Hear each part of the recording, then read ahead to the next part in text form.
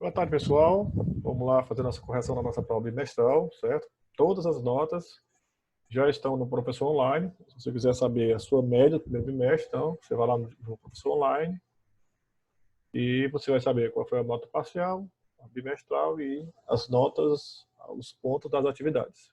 Vamos lá, começar aqui a nossa primeira parte, que ela envolveu a parte da bioquímica da célula, né? E a parte da transporte pela membrana da célula. Né? O primeiro conteúdo para o primeiro bimestre. Essa primeira questão, ela envolve os compostos orgânicos da vida, certo? Lembrando a você que os compostos orgânicos da vida são divididos em dois compostos distintos, certo? Em dois tipos de substâncias distintas. As inorgânicas, né? Que é a água do mar, a água inorgânica, né? Provém da natureza mesmo, né? Do ciclo da Terra, do universo. E os sais minerais, que são exatamente as substâncias que são dissolvidas na água, por exemplo, né? Como, por exemplo, o sal do mar. Essas são substâncias inorgânicas, são moléculas. E nós temos compostos maiores, né? Mais complexos, são chamados compostos orgânicos, porque eles provêm de seres vivos, de outros seres vivos, né? São os carboidratos, né? São os açúcares que vocês conhecem, né? Como a glicose, um exemplo. Nós temos a proteína, né? Parte quase toda da estrutura do corpo humano, dos corpos dos animais. Nós temos aí um exemplo, a albumina, né? Que é do ovo, e nós temos o whey protein das academias, né? Que são um tipo de proteína bem conhecido. Nós temos os lipídios, que são as gorduras e os óleos da manteiga que você passa no pão aí todo dia, né? O óleo que você assa aí as suas frituras.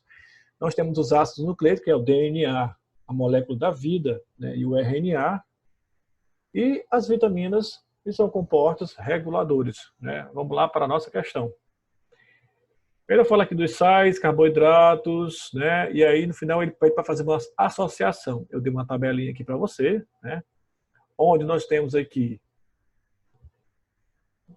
os compostos de um lado e do outro lado nós temos os exemplos, certo? Nós vamos fazer essa associação agora.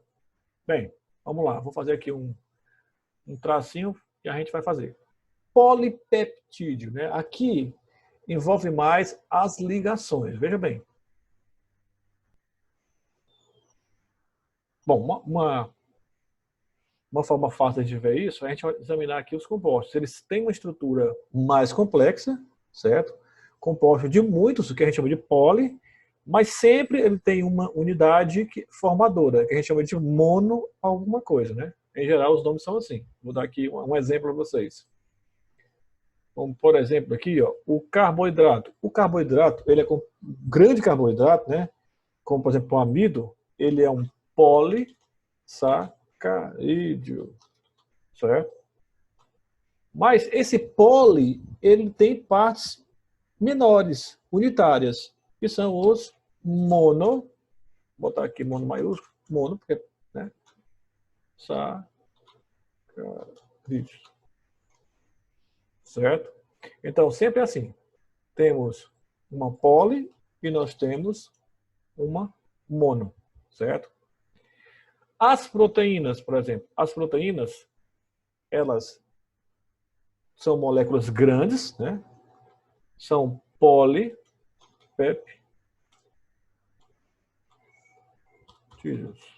certo?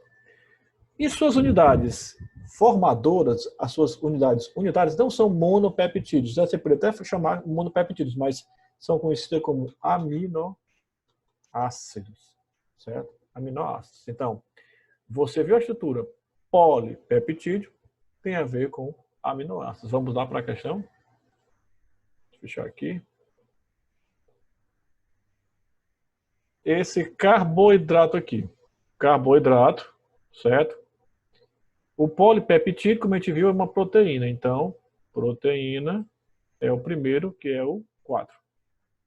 O segundo, ó, polissacarídeos. Então, são os carboidratos grandes, certo? Terceiro, DNA. O DNA é uma molécula grande, certo?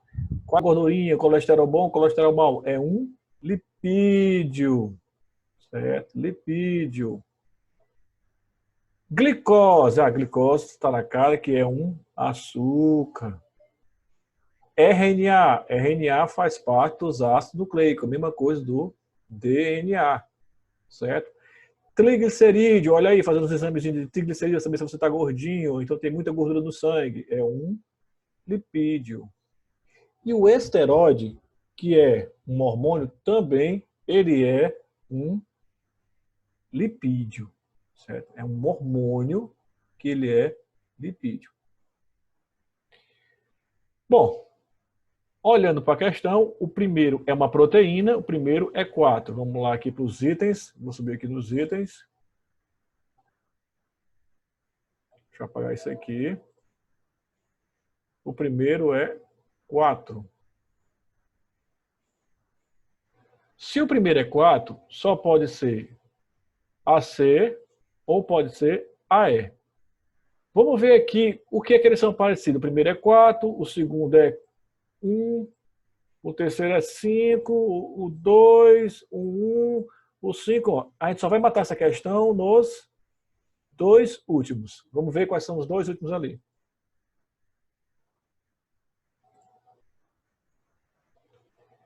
Triglicerídeo, esteroide. Todos os dois são tipos de lipídio. Então a resposta certa seria a letra C, certo? Essa aqui seria a certa da questão. Ok? Vamos para a próxima questão.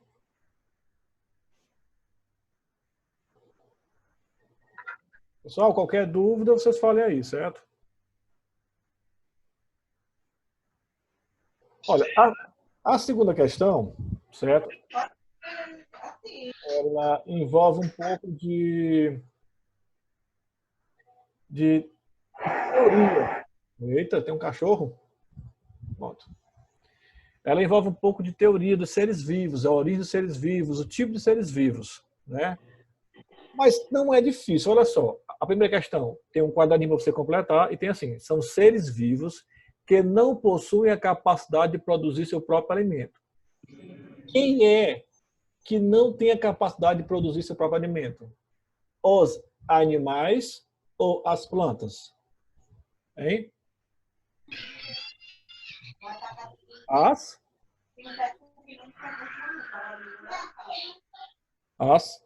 capacidade de produzir seu próprio alimento, eles são chamados de autótrofos. As plantas são os autótrofos, certo? Tá aqui, ó, bem aqui. Opa, pronto. Certo? São os autótrofos, são as plantas. Quem é que não tem? São os animais. Os animais têm um nome especial, certo? As plantas são autotróficos, autótrofos, automático. Elas produzem seu próprio, elas se autoalimentam, por isso que é autótrofos. Quem não é autótrofo é heterótrofo. Então, essa daqui seria a resposta correta. Heterótrofo. Veja que não tem nenhuma parecida. Então, você sabendo somente isso era o suficiente para responder a questão. Mas vinha a segunda parte, que é essa daqui, ó. E aí ele fala que são células que não possuem núcleo. Quais são os seres vivos que não possuem núcleo? São os procariontes. Então, a resposta certa da segunda questão é a letra C. Heterótrofo não produz seu próprio alimento e procariontes não possuem núcleo. Ok? Qualquer dúvida, liga o microfone e fala. Certo? Vamos para a próxima questão. É uma aula mais... Terceira questão. Um pouco mais também de teoria. Mas, basicamente, capítulo 5 já. Todas as células vivas têm uma bicamada plim-plim. Vocês sabem que todos os seres vivos possuem uma camada que cobre ela, que é como se fosse o balão. Aqui, ó. Isso aqui é uma célula, né? E aqui é a membrana, ó. Isso aqui é a membrana plasmática.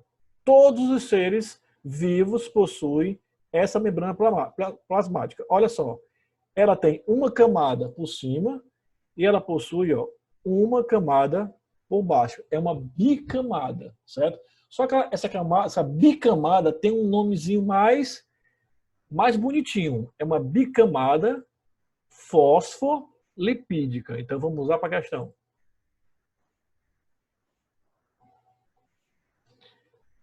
Bicamada fosfolipídica. Olha aqui, nos itens, você pode ver que tem dois, que é esse daqui, ó, fosfolipídico, e esse daqui, fosfolipídico. Beleza, as duas, a primeira parte está correta. Agora vamos para a segunda parte. A bicamada confere fluidez. A bicamada, ela é fluida, ela não fica parada. Não sei se vocês estão lembrados daquela aula que eu mostrei para vocês. A camada que ela é fluida, olha aqui ela, ó. É uma bicamada fluida, tá vendo? Ó? Ela se mexe. Ela tem essa capacidade de se mexer, ó. Ela não é parada, certo? Bicamada fluida. Agora vamos lá. E o modelo dessa camada é chamado de quê? Modelo do mosaico fluido, certo? Resposta certa, mosaico fluido. Seria essa aqui. Então ela é fosfolipídica por causa dos constituintes, ó. Se você olhar aqui, ó, vou botar aqui de roxo, essa cabecinha aqui, ó, isso aqui é o fósforo, e essa parte aqui amarela, ó, essas perninhas, é o lipídico. Então ela é fosfolipídica. Ok? Dúvidas? Perguntem. Deixa eu limpar aqui tudo. Bora para a próxima questão. Tá aqui, eu coloquei uma foto na prova, né, para vocês tentarem lembrar aí, ó, bicamada fosfolipídica. Modelo do mosaico fluido. Mosaico fluido. Mosaico porque essa coisa misturada, ó, vermelho, azul, é um mosaico, né, aquela estrutura mosaica, né? E fluida porque ela é flexível, ela não é parada, não é estática, não é como se fosse uma pedra, certo? Parece mais uma gelatina. Quarta questão.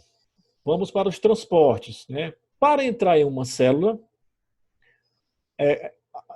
algumas substâncias precisam de ajuda, de uma proteína carreadora, também conhecida como proteína transmembrana. O transporte que envolve esse tipo de proteína e que não gasta energia é chamado de, olha, dois tipos de transporte pela membrana, certo? Eu coloquei aqui até uma foto aqui para vocês verem.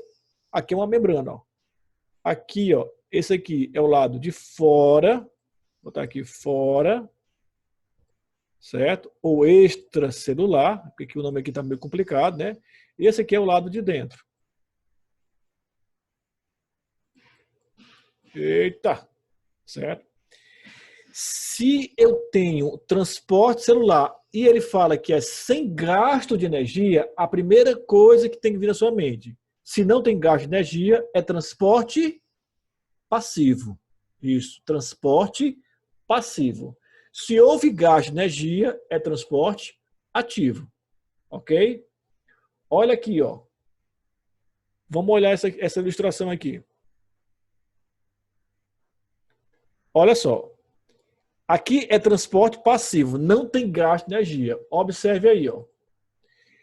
Vocês estão vendo que as moléculas, tá vendo essas substâncias aqui, ó, como se fossem sais, eles estão passando, ó, pela membrana direto. Estão passando direto pela membrana, sem a ajuda e sem gasto de energia. Primeiro, se não tem gasto de energia, transporte passivo. Se não tem ajuda, é transporte passivo simples, ou então chamado também de difusão simples, ó. Tá vendo aqui, ó? Difusão simples. Ok? Mas lá ele fala que tem um ajudante, que tem um facilitador. Então não é transporte simples. Olha só, esse aqui é o transporte simples, esse aqui é um transporte com ajudante, com uma proteína transmembrana que vai ajudar. Ó. Preste atenção que essas moléculas não passam, essas vermelhinhas não passam pela membrana. Ó. Elas não passam, elas batem e voltam. Elas só conseguem atravessar porque tem uma proteína ajudando. Ó. Essa proteína facilita, essa proteína ajuda. Se ela facilita e ela ajuda, sem gasto de energia, é um transporte do tipo passivo com facilitador, ou então transporte passivo facilitado. Resposta da questão é essa daqui, ó. Transporte passivo facilitado, certo? Não existe transporte ativo facilitado. Só existe um tipo de transporte ativo, que é o ativo. Gastou energia? Ativo. Não gastou energia? Passivo. Passivo de que tipo? Se não tem ajuda, passivo simples ou difusão simples. Se teve ajuda, se teve alguma ajuda, passivo facilitado. Ok? Dúvida? Tira o cor do microfone aí, né? Ativa o microfone e vocês fazem a pergunta, ok? Vamos para a próxima. E a última questão, certo?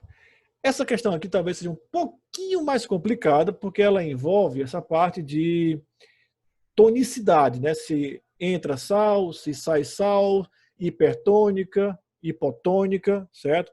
Deixa eu ver se eu tenho aqui uma figura para facilitar lembrar vocês aqui, ó. Pronto, isso daqui. Perfeito, isso daqui, ó. Observem aqui. Eu quero que vocês coloquem na cabeça o seguinte: primeiro de tudo, o sal puxa água. O sal puxa a água. É por isso que você deixar o saleiro da sua casa destampado, no outro dia ele já vai estar um pouco úmido. Ninguém molhou o saleiro, não. Ele roubou a água do ar. Viu? Roubou a água do ar. Então, onde tem sal, a água vai atrás. Certo? Então, vamos para cá. Ó.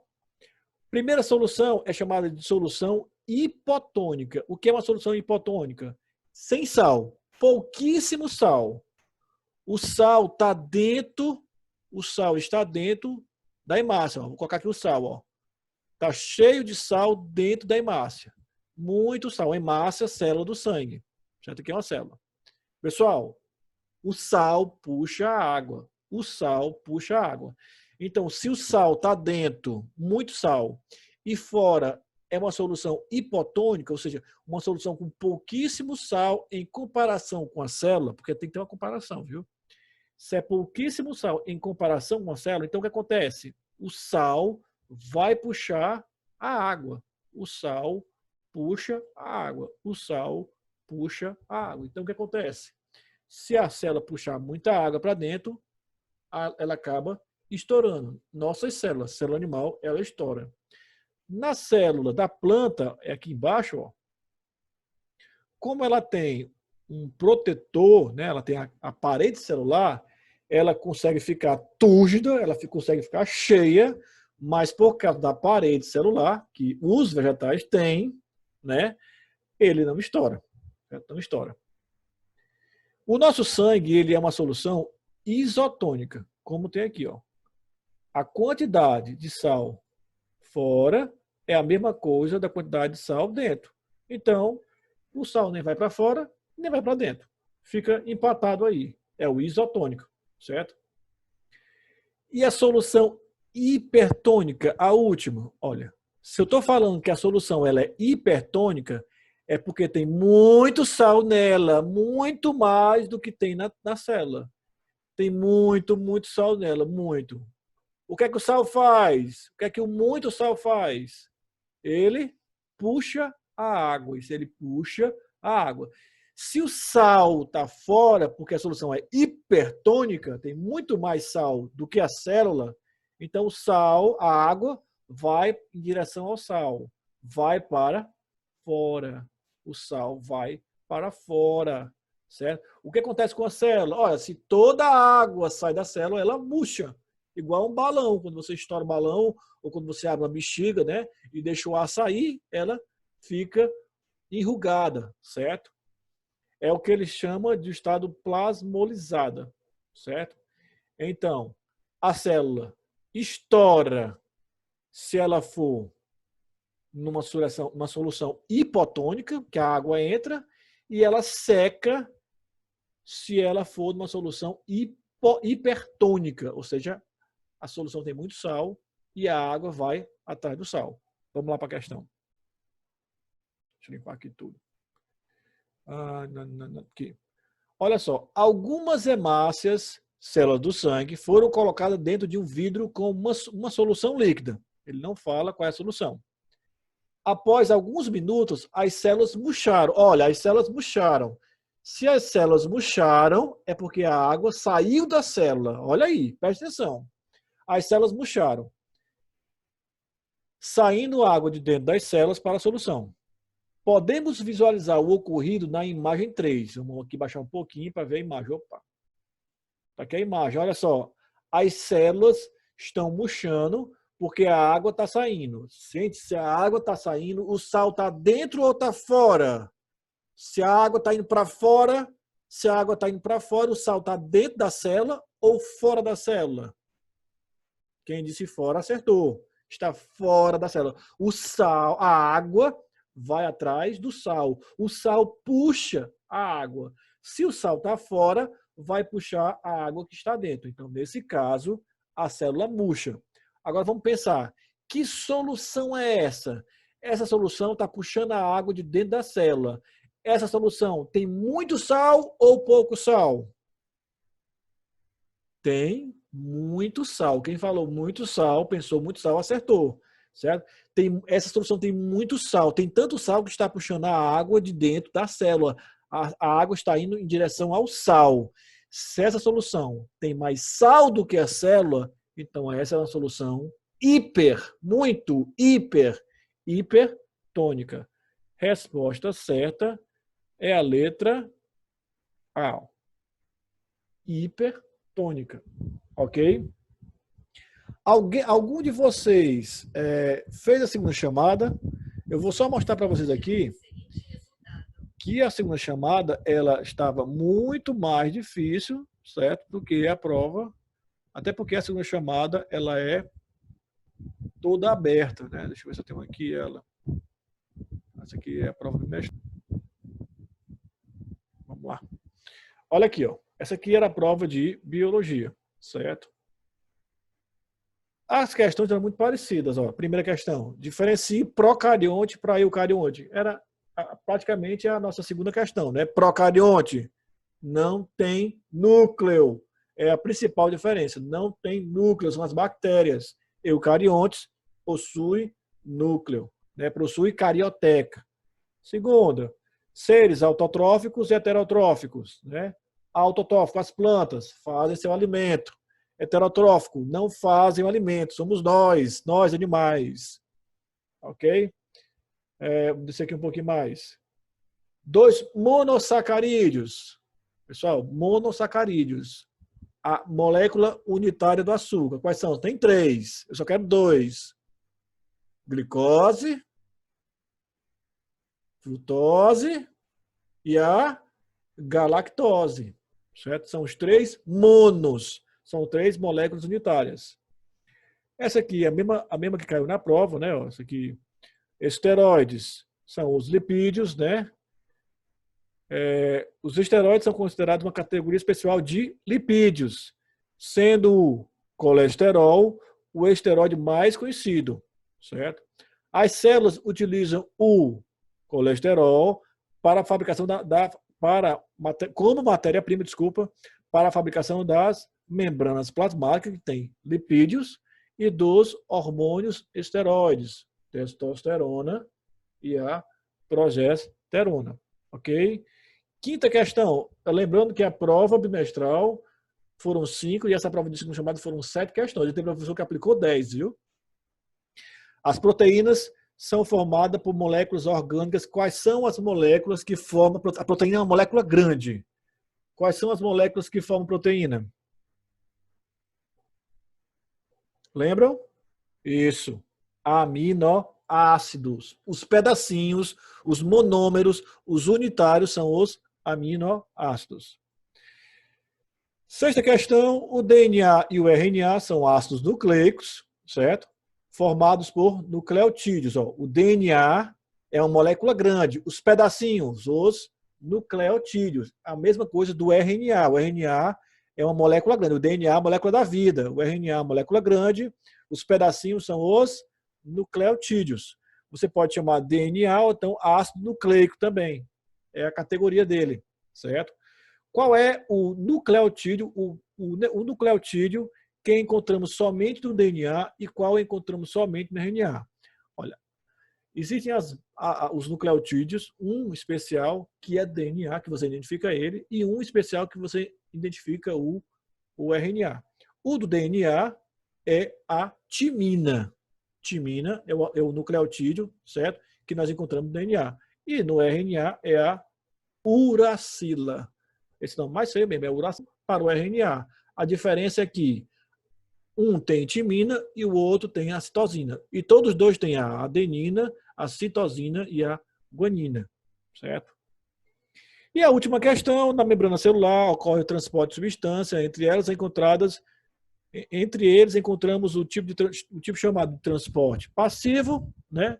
E transporte ativo, desculpe, transporte passivo, certo? Deixa eu mostrar aqui de novo para vocês, ó. O transporte passivo, certo? É aquele que não usa energia. A resposta era simples. Transporte passivo, não há gasto de energia. Transporte ativo, ocorre gasto de energia. Essa energia é chamada de ATP. Mas olha aqui, ó. Esse aqui é um transporte passivo, não tem gasto de ATP. Não existe molécula de ATP sendo usada. Você pode ver aqui que as moléculas passam. Ó. Esse aqui é o transporte passivo, sem gasto de energia, passivo, certo? Simples. A molécula simplesmente passa. Ó. Se você notar aqui, tem umas que simplesmente passam e vão embora. Nós temos outro também, que é chamado facilitado. Passa, mas tem alguém para ajudar. Passa, mas tem um facilitador, certo? E nós temos o outro transporte que eu falei, que é o ativo, é esse daqui, ó. Qual é a diferença? Olha só, a molécula entrou, mas não passou. Precisou, olha aqui, ó, molécula do ATP, gastou uma energia para colocar para dentro, ó. E ela é contra um gradiente de concentração. Olha só, a molécula está descendo para onde tem mais, ó. Tem mais, é lá embaixo, ó. A molécula se ligou, vem um ATP, ó, e empurra para dentro. Empurra contra um gradiente. Empurra contra um gradiente, certo? Essa é uma grande diferença. Olha aqui o transporte passivo, ó. Tem mais em cima do que embaixo, ó. Então vai de cima para baixo. Vai a favor do gradiente. Onde tem mais, vai para onde tem menos. Transporte ativo, ele é contra o gradiente, ó, de onde tem menos para onde tem mais, e além disso ele gasta energia, que é o ATP. Galera, era só uma revisão, né, certo? Nós vamos começar conteúdo novo, nós vamos ver todas as estruturas da célula, e qualquer dúvida me procure, certo? E todas as aulas eu vou procurar fazer sempre uma aula, tira dúvidas com vocês, porque mesmo nós estamos nesse período, mesmo nós temos esse problema dessa distância, vocês têm que aprender isso, porque vocês vão precisar lá no Enem, certo? Vão precisar principalmente lá no Enem e na vida também, ok? Um abração para todos. Vou deixar a aula disponível lá no Facebook ou no YouTube, certo? Para quem quiser assistir, rever e qualquer dúvida me procure. Um abração a todos, certo? E até a próxima aula. Tchau, tchau. Beijinho, beijinho. Tchau, tchau.